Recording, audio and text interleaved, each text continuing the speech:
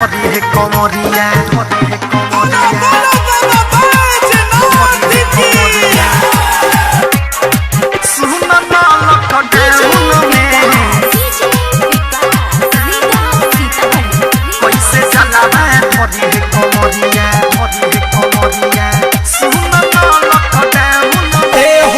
कैसे के डोली है मोला मम्मा बोली है, कैसे के डोली है मोला मम्मा बोली है। सोभे सो के सावन में कैसे जलावा धरी है कमरिया, कैसे जलावा धरी है कमरिया।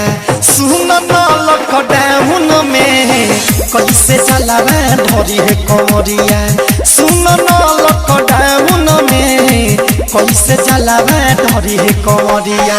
कैसे के डोली है मोला मम्मा बोली है, कैसे के डोली है मोला मम्मा बोली है।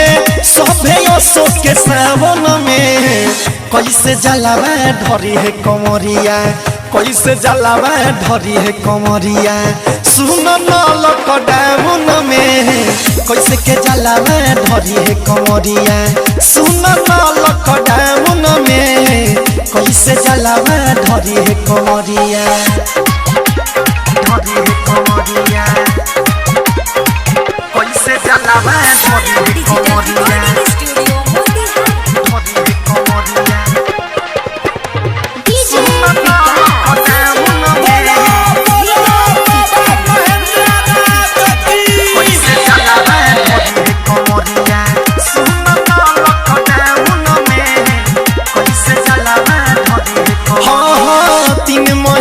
से लागल बा करफू बंद बा पूरा शहर हो। देश में कोरोना के सुनो न अपना चलतावे कहर हो, चलतावे कहर। ए भाई 3 महीना से लागल बा करफू बंद बा पूरा शहर हो। देश में कोरोना के सुनो न अपना चलतावे कहर हो। निकलल माना भइल बा भाई, निकलल माना भइल बा भाई। बाहर के ग्राउंड में कैसे जलावा धरी है कमरिया, कैसे जलावा धरी है कमरिया। अशोक के लॉकडाउन में कैसे जलावा धरी है कमरिया। सुन न लॉकडाउन में कैसे जलावा धरी है कमरिया, धरी है कमरिया कैसे जलावा धरी है कमरिया, धरी है कमरिया।